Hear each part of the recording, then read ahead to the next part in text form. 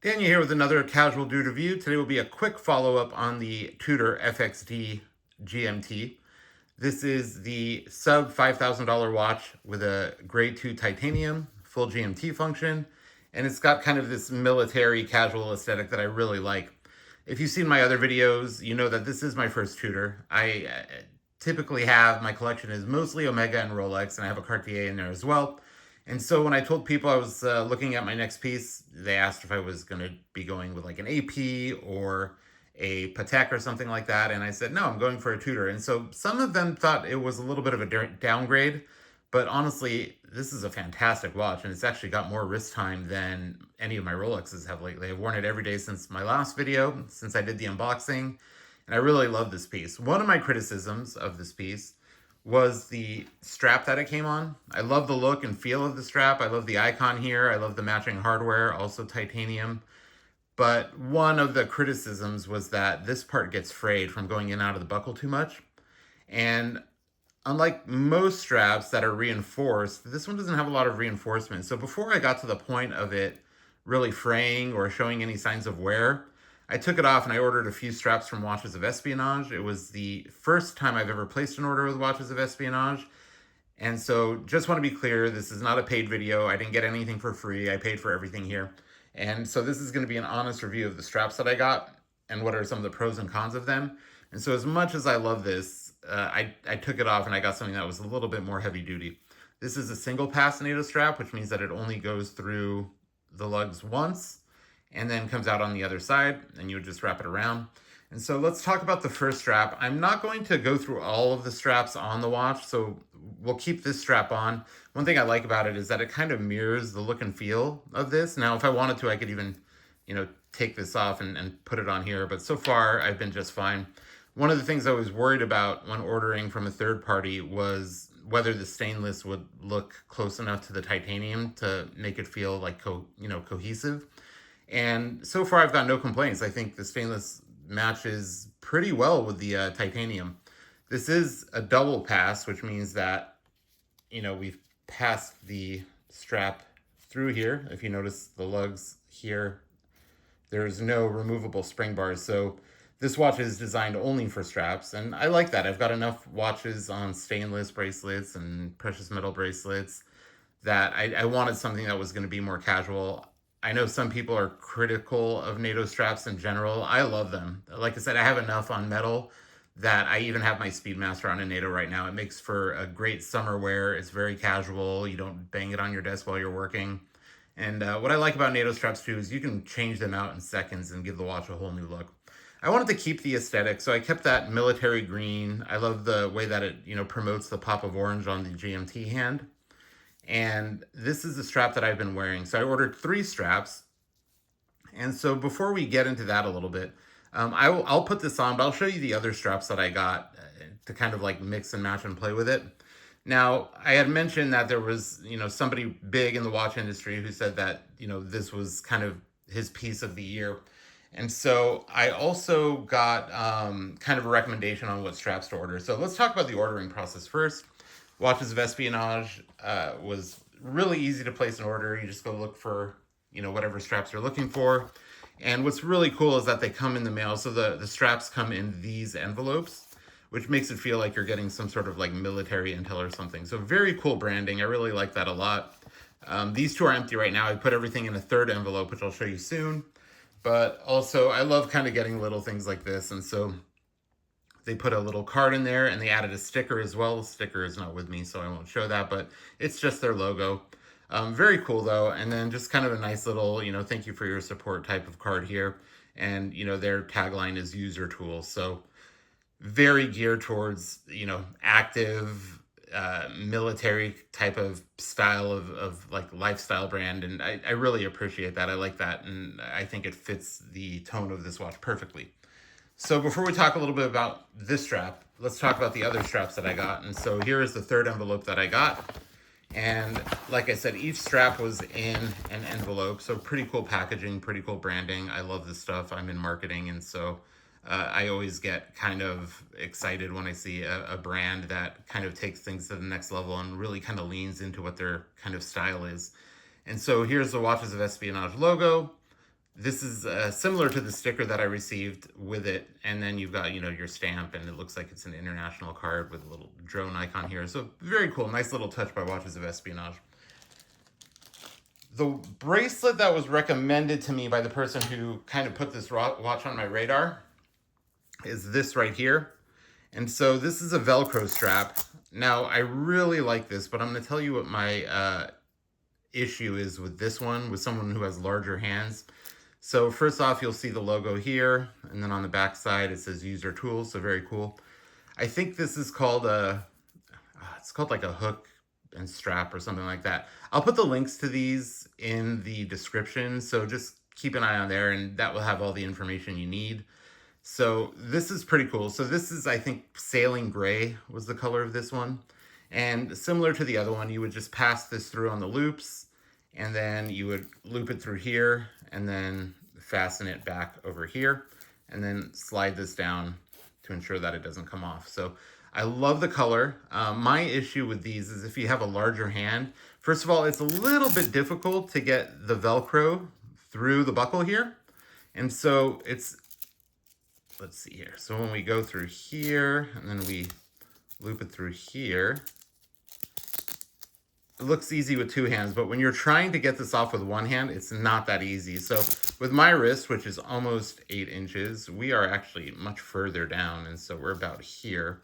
And so we would lock it up here, and a lot of that Velcro is still exposed. Not a big deal. It's on the underside of the wrist. And so this looks really good. But if you're trying to one-handed try to get this back out, not very easy. And then you kind of get snagged on the Velcro sometimes as well. And so trying to get this up here and here. I know some people like to open it up as much as they can and slide their hand out. I really cannot get my hand through this unless it's all the way open. So as much as I like the color, it's not easy to get on and off, and I don't sleep with my watches. So I love this. If I plan on, you know, wearing it for a weekend, or I really feel like, you know, just going with this color, I'll do it. But I think for the most part, we're going to keep it on the green with the buckle. And I didn't know that when I bought it. I am going to keep it because I still like it, but this is one of the styles that I got with it to change it up. So we have that. And then I got a similar style here. So this is actually just like the green one. This is a, you know, double pass. And I got this one with all black hardware. As I had mentioned, I was kind of worried about the stainless matching with the titanium. And so just as kind of a backup, I got a black strap, and it's got all black hardware on it, and you can't go wrong. And at least I know that it matches the bezel and the dial of the watch. And so this is another great piece here. I will probably put it on here, but I wanted to keep the spirit of the watch the same as the way it came. And so let me go ahead and put this on. If you've watched my other video, you've seen what it looks like on the strap that it comes with. And so now I'm going to put this on, and I will show you what it looks like on my 7 3/4 inch wrist.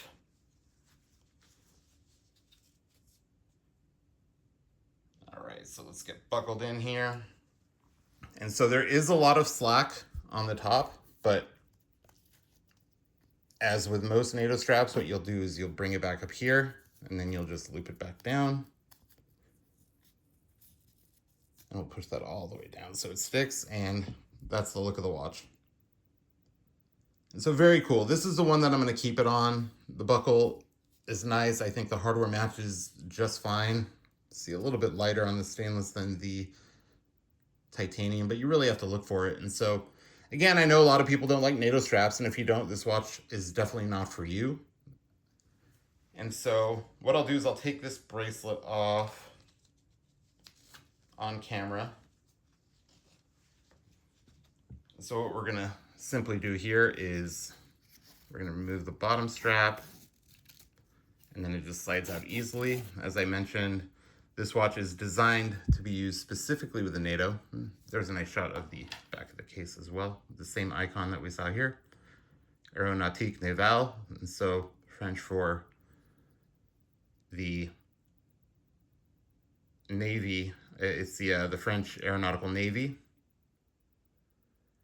And so let's put the black one on. Let's go ahead and do that just so you can see how we get that on there. I mean, at this point, I might as well just put all of them on, right, and show you what it looks like. So we'll just unloop this. Then we will pass it through the top. And then pass it through the bottom. Now they do sell different sizes of NATO straps. And so if you have this watch, this is going to be a 22 millimeter. Make sure you're always looking at the lug to lug millimeter size, because you want to make sure that it doesn't expose, you know, the spring bars or anything like that. Again, no spring bars on this one. I know some people take my words and you know, act like I don't know what I'm saying here, but I know there's no spring bars here, but you also don't want this part exposed. So you want to get something as close to the width of those legs as possible. And just like that, we have a whole new strap for it. And it actually looks really good on the black. I like it a lot.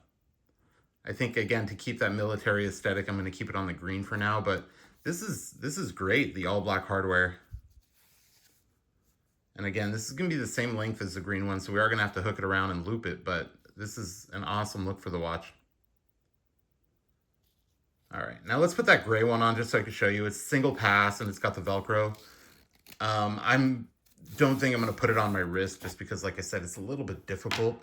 And so let's put the watch down for a second here. All right, so we want to slide this off first, and that's what's going to hold the strap in place. And then what we're going to do is pass the Velcro through down here. Then let's give it enough slack. Then we'll put it through here.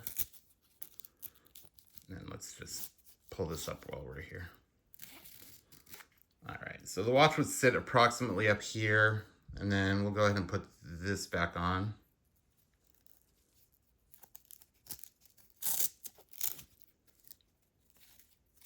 Okay, we'll move this up here. And then what we would do is just hook it through the bottom. You can see how that Velcro is a little bit tough to pass through there, but there we go. Then we tighten it. And then we would, after making sure it's secure, we would move this down to hold that on there. And so this is also an awesome look for the watch. This, again, this was the one that was recommended to me. And while I was on the site, I said, you know, I can't decide.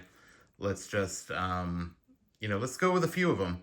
And I'm glad I did, because it gave me some options, gave me some cool color options, and it gave me a few different styles. So this one, what's nice about this is you don't have to kind of loop the excess strap back into it. I like that look though. Again, if you're not a fan of NATO straps or you don't like that look, this watch is not for you. And you know, the straps are probably not for you, but it's totally my jam, especially if you have a lot of other watches. It's like nice to kind of diversify with that stuff. I will say my only other experience with NATOs is with the Omega NATOs that I have. And so I did buy the OEM NATOs for that. And I have to say, I know they're expensive. I think they're like 180 bucks just for like a, you know, like a strap like that. But they really are the best quality that I've seen in a NATO strap. Now this is fine. These things are probably going to last, you know, forever. I can't imagine, you know, this is a great quality strap. So Watches of Espionage has done a great job on the quality. But I have to say, there's something about the Omega straps. They're just so pliable, so flexible. It just feels like a premium strap. So is it worth $180? You know, for most, probably not. If I'm using it to secure, you know, a $10,000 watch or a $7,000 watch, I'm probably just going to pay the extra 200 bucks for the proper strap. But yeah, these I think are absolutely fine for this watch. They were the only ones that really kind of nailed the green and got me as close to the color as I wanted to keep the spirit of the original watch. And like I said, I mean, realistically, I don't know if there's enough room for me to put this part on here. And I could probably get it on somewhere, but you know, if I really wanted to keep this on, I could have done it. But I think I'm fine with how clean everything looks here. So let's get these out of the shot and then do, you know, one last look of it. Now, as far as my experience from buying from Watches of Espionage, very smooth. They've got a great website. They sell other accessories, you know, like, you know, watch cases and other accessories that are not watch related at all, like, you know, office accessories, things like that. The shipping time was a little bit slow, and I don't know if it's just because I'm spoiled with like the Amazons of the world where I can get stuff, you know, I can order it in the middle of the night and get it the next morning. And so this took almost a week to get to me. And so I wish the shipping times were a little bit faster, because I pretty much didn't wear my watch much until these came in. But now that they're in, I'm wearing them all the time. I'm wearing this watch all the time. I absolutely love it. So I have it set to my local time, and I also have it set to a time in Europe where I have another office. And so it's nice to, at a glance, be able to just kind of look at it and know if I'm going to be bothering my international coworkers after hours, because I certainly don't want to do that. So this is the look for the watch. This is the one that I'm wearing. This is the one that I like. I do love the one that it came with, but just for the sake of keeping it in great condition and making sure the watch doesn't look too beat up too quickly, I did go with the Watches of Espionage strap here. And I will put a link to all of the straps that I purchased in the description of this video. So I hope you liked it. I guess this could be a little bit of a tutorial on NATO straps and how to put them on, even though it's pretty self-explanatory. But my goal here was to do a follow-up to show you ultimately what I'm going to be wearing this watch with, because I did call out in the last video that I would be taking the strap off and upgrading it. So absolutely love this piece. If you're a Tudor fan, if you're not a Tudor fan, this makes for a great kind of daily wear. It's rugged, it looks rugged, it's relatively light. And yeah, I'm a huge fan of this piece. So thank you so much for watching. I do know somebody had mentioned, let's put this back on the wrist really quick before we sign off here, but I wish I had my Speedmaster next to me, because somebody was talking about, the size difference of the Speedmaster versus this watch, because this is a pretty big watch. And so somebody was talking about how the pushers on the Speedmaster contribute to the, over 40 millimeter width. And so, yes, I have a big wrist, but I'm still under 8 inches. I'm 7 3/4 inch. And so this watch doesn't wear all that big, and that's with the NATO strap on. So it looks like here, if you do wear it with a single pass, it would be a lot closer to the wrist, but it's not the profile of this watch is relatively thin and the width is thick, but I think it doesn't look crazy. I mean, I wouldn't wear this to a formal event or anything, but I think it makes for a really cool piece. The legs are still within my wrist. They're not, hanging over or anything like that. And so there's somebody, I think, who posted today a comment that said they have like a 6.5 inch or 6 3/4 inch wrist and are able to pull this off pretty easily. So yeah, if you're looking something for the office, I mean, maybe this is not for you, but if you're looking for like a great weekender or a watch that, again, that's under $5,000 with full GMT features, made by Tudor, which is, quality, I think this is an absolutely great watch at a great price. And I do love the flexibility of being able to put whatever NATO straps I want on here to change the look of it. And so we'll see what it looks like again in a month. I might have a different strap on it, but absolutely love this piece. I hope this video helped you. I hope you enjoyed seeing how I plan on wearing it. And if you have any questions, drop them in the comments, and I love answering your questions. Again, thank you guys so much for being so, courteous in the comments. I don't really deal with a lot of toxic comments or anything like that. I think everybody's been amazing. It's a great community, and that's why I love continuing to do these videos, because it's just a passion of mine. I do this for fun. And this was kind of like my counter for all the people who like to review watches but never owned them or never had their hands on them. I'll never be that channel that just kind of takes a picture and posts it while talking about it and then just reading the specs off the website. I think anybody can go to the website and get what they need out of that as far as specs go. Of course, I appreciate everyone's opinion, but for me, if you're going to be wearing a nice watch and you want to give your opinion on it, you should at least try it on. So here I am trying on the watch, talking about it, and hope you enjoyed this video. Thanks for watching.